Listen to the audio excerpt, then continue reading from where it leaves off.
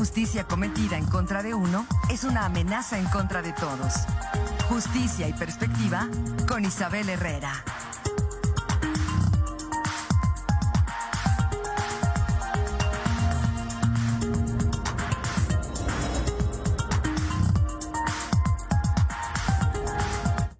Son las 8 de la mañana ya con 6 minutos. Es miércoles y es momento de escuchar la participación de la licenciada Isabel Herrera. Isabel, ¿cómo estás? Muy buenos días, es un gusto saludarte. Hola Marco, muy contenta de estar otro miércoles desde acá, desde mi alma mater. Un saludo a todas las personas que nos están mirando y escuchando y a todas aquellas personas que hacen posible que nuestra imagen y nuestra voz lleguen a todos los hogares queretanos. Fíjate Marco, que recordaba que en septiembre del 2022 justamente el ombudsman de la Defensoría de los Derechos Humanos de aquí de Querétaro había solicitado amablemente, había hecho un llamado a la actual legislatura, a los legisladores, a las legisladoras, a que alinearan los preceptos constitucionales determinados por la Suprema Corte de Justicia en respecto de la despenalización del aborto. Cosa que desde septiembre, ya va a ser un año, no hemos visto. Solo le solicitó que legislaran acerca de de todo el aborto, de toda esta cuestión absoluta, de la concepción absoluta del aborto. Y la semana pasada leíamos al diputado Memo Vega, al legislador Memo Vega, que justamente refería que no iban a legislar acerca del aborto hasta que no los obligaran. Recordemos que GIRE, esta organización, interpuso un amparo en contra de la legislatura por no legislar, por no alinear los preceptos constitucionales que determinó la Suprema Corte de la Justicia de la Nación, que referían que ya no se puede criminalizar a la mujer que elija por encima de su autonomía, cosa que no ha pasado, no se ha reformado, no se ha homologado el Código Penal, no han hecho su chamba, porque no la han hecho. A nosotras, las mujeres, ¿de qué nos sirve que legislen a favor de que la fiesta del Paso del Buey se torne en un patrimonio inmaterial de la humanidad si no nos están garantizando nuestros derechos sexuales y reproductivos? Y entonces yo le respondo a Memo, hay una cita bíblica, Apocalipsis 3:16, que refiere, por cuanto no eres tibio y eres frío ni caliente, te vomitaré de mi boca. Entonces, vamos a abordar lo que dice el grupo de los expertos de los derechos humanos de las Naciones Unidas. La posibilidad de las mujeres para tomar decisiones libres para ellas y sus familias no debe ser un privilegio reservado para las mujeres con recursos, sino que debe ser un derecho de cada mujer y de cada niña de todo el mundo. Lo mismo sucede con el derecho a la salud y a la no discriminación. Porque, ¿qué creen? Las mujeres que eligen no ser madres sí abortan, sí abortan. La mayoría se va a Ciudad de México o a los otros estados aledaños a nuestro estado, porque hay varios que ya está despenalizado el aborto en varios estados, 12. Pero pues justamente tenemos que abordar estos avances de la situación actual del aborto en México. O sea, sí han habido avances, sí la Suprema Corte de Justicia de la Nación ya dijo, no se puede criminalizar a aquella mujer que decida no ser madre. Sí, todavía nos topamos con dificultades, con prejuicios, con muchísima resistencia al respecto, no solo por parte de la población, sino por quienes deberían de legislar para que se garanticen nuestros derechos que ya existen, que nada más nos tienen que garantizar, no los están inventando, no necesitan una receta mágica, porque es algo que ya está pasando. ¿Cuántas queretanas no se trasladan de Querétaro a la Ciudad de México para realizarse una interrupción legal del embarazo?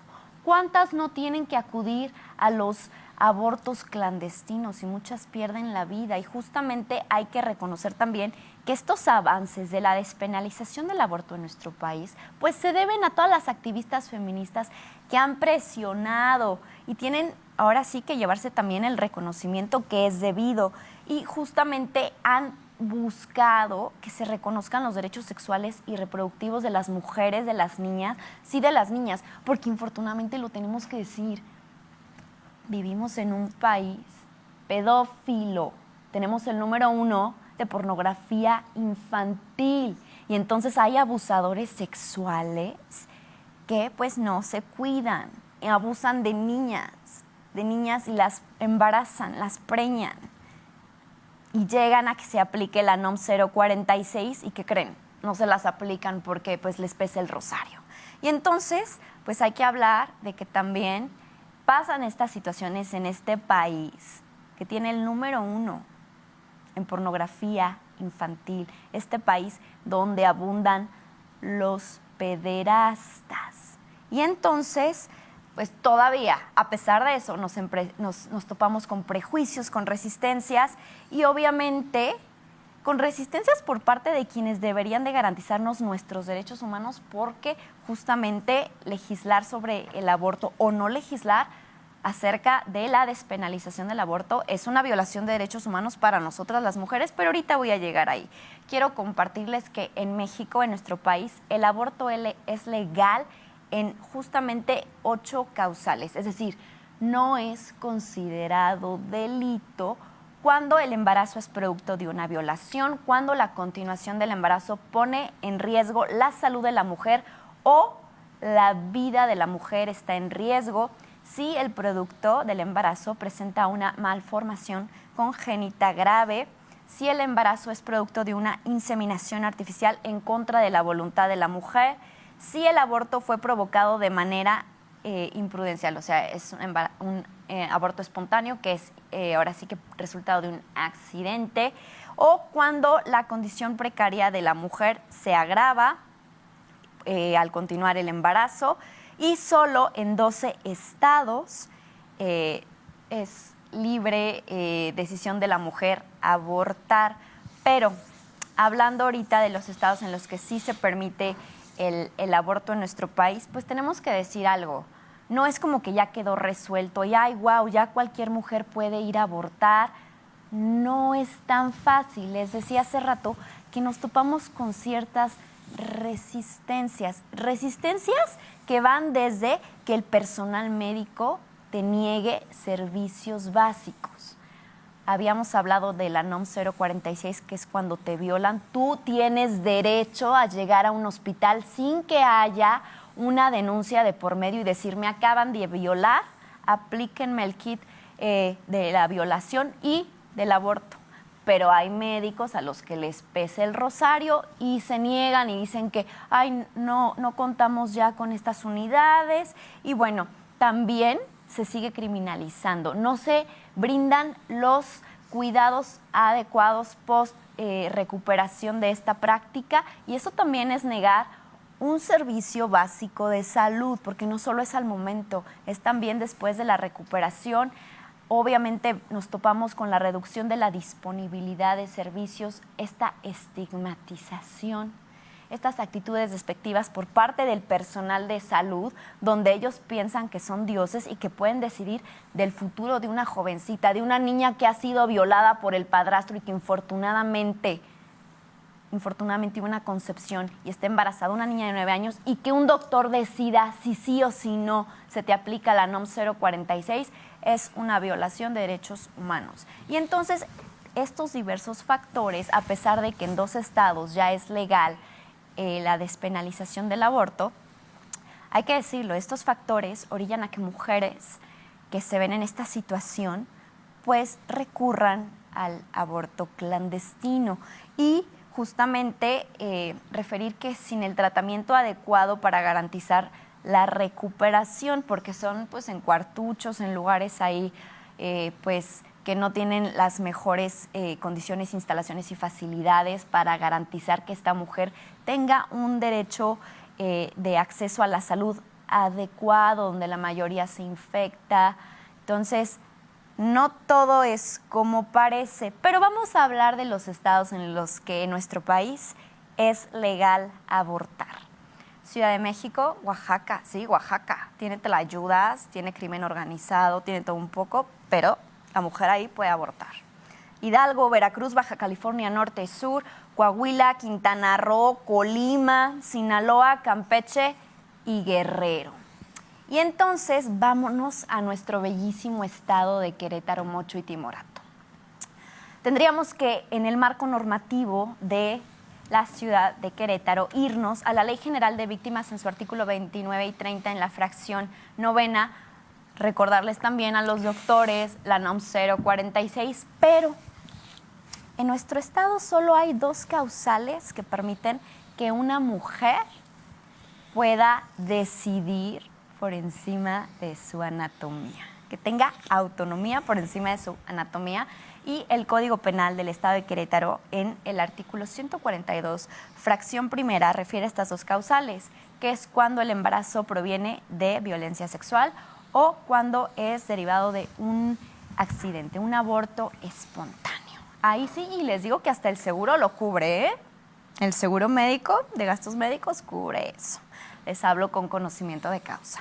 Y entonces, vámonos a lo que dice la Suprema Corte de Justicia de la Nación, porque sí, ha resuelto en materia del aborto diversos casos y donde lo que resalta y resulta son los derechos humanos, obviamente el derecho a la salud, la igualdad jurídica, el libre desarrollo de la personalidad y obviamente, pues, más que referir de qué trata el contenido de estos amparos, porque son, por ejemplo, el amparo en revisión 438 del 2020, la acción de inconstitucionalidad 148 del 2017 y la acción de inconstitucionalidad 54 del 2018. Lo importante de estas sentencias, de estas determinaciones que ha tomado la Suprema Corte de Justicia de la Nación, justamente es la obligatoriedad y la influencia que debe de tener en la legislación. Para aquellos que siguen pensando que las fiestas de las virgencitas, de los bueyes siguen siendo más importantes que el reconocimiento de los derechos sexuales y reproductivos de las mujeres, porque no solo va de eso, ahí es el origen, pero ahorita vamos a abundar un poquito más en esto. Y obviamente, recordar siempre que todos los aspectos relacionados con el aborto y el acceso a un aborto seguro y legal van a encontrar su esencia en los derechos fundamentales de la mujer, como es el de la igualdad, de la privacidad, el derecho a la salud física y mental, que son condiciones previas para que la mujer pueda ejercitar, ejercer, disfrutar, gozar de sus otros derechos humanos. Y, ya lo he dicho, la Suprema Corte de Justicia de la Nación resolvió por unanimidad que es inconstitucional criminalizar el aborto de manera absoluta. Y es la primera vez que se pronuncia a favor de los derechos sexuales y reproductivos de la mujer. Obviamente está refiriendo de las mujeres y de los seres gestantes, porque sí, nosotras, no somos nadie para decirle a otra persona cómo se debe de identificar. Y eso ya lo hablé la semana pasada, que hablamos de la identidad de género. Habla de mujeres, niñas y de seres gestantes. Pero justamente también habla de que no deben de enfrentar procesos penales. Cuando, ojo, nuestro estado ostenta el 4º lugar en los que persiguen a aquellas mujeres que eligen abortar. Ahorita hay 25 casos en activo, de lo que revisé, justamente que son de mujeres que están siendo criminalizadas por elegir por encima de su anatomía, por ejercer su autonomía. Pero si nos vamos al marco internacional, tenemos que hablar de la CEDAW, ¿no? Y entonces en esta recomendación general, número 24, artículo 12, habla la mujer y la salud. Y aquí sí quiero que paren orejitas. porque dice que los estados parte deben de dar prioridad a la prevención del embarazo no deseado por medio de planificación familiar y educación sexual, y debe de enmendarse la legislación que castigue el aborto a fin de abolir las medidas punitivas impuestas a mujeres que se hayan sometido a abortos. Así o más claro. ¿Tenemos que hablar de la pirámide de Kelsen? Tal vez, pero también les quiero referir que desde el 2007, desde que íbamos en la secu, desde hace 16 años, en nuestro país se abre esta conversación y obviamente en Ciudad de México es cuando se despenaliza el aborto. Hace 16 años. Para nosotros son años luz, para nosotras las mujeres. Y entonces, ¿por qué no hacen su chamba los y las legisladoras? Recordar que 25 millones de mujeres acuden al año en el mundo a realizarse abortos clandestinos y es la tercera causa de muerte materna en el mundo según la Organización Mundial de la Salud.